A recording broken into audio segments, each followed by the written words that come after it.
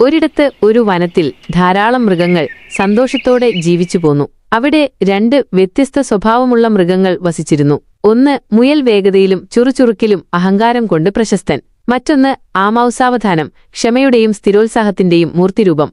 മുയൽ എപ്പോഴും ആമയെ പരിഹസിക്കുമായിരുന്നു.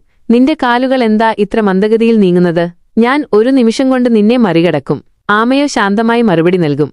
വേഗത മാത്രമല്ല ജീവിതം, ക്ഷമയും സ്ഥിരതയും വിജയത്തിന്റെ രഹസ്യങ്ങളാണ്.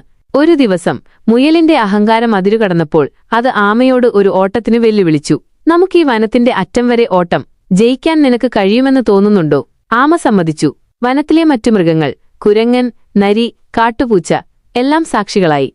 ഓട്ടം ആരംഭിച്ചു. മുയൽ ഒരു മിന്നൽ വേഗത്തിൽ മുന്നോട്ടു പായുകയും ആമയെ പിന്നിൽ തള്ളിക്കളയുകയും ചെയ്തു. ആമ സാവധാനം എന്നാൽ ആത്മവിശ്വാസത്തോടെ മുന്നോട്ടു നീങ്ങി.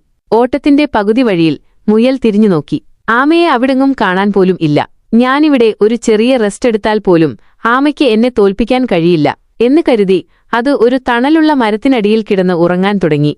അതേസമയം ആമ തന്റെ പതിവ് വേഗതയിൽ തുടർന്നു. മുയലിന്റെ കൂർത്ത ശ്വാസോച്ഛ്വാസം കേട്ട് അത് ഉറങ്ങുന്നത് മനസ്സിലാക്കി. പക്ഷേ അത് ശബ്ദമുണ്ടാക്കാതെ മുയലിനെ മറികടന്നു. സൂര്യൻ അസ്തമിക്കുമ്പോഴേക്ക് ആമ ഫിനിഷ് ലൈനിനോട് അടുത്തു.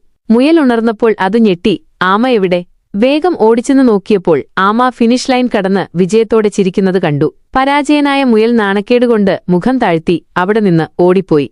ഈ കഥയുടെ സാരോപദേശം ജീവിതത്തിൽ ഒരിക്കലും ഒരാളുടെ കഴിവിനെ ചെറുതായി കാണാൻ പാടില്ല എന്നതാണ്. വേഗതയും ശക്തിയുമല്ല, സ്ഥിരതയും ക്ഷമയുമാണ് വിജയത്തിന് ആധാരം.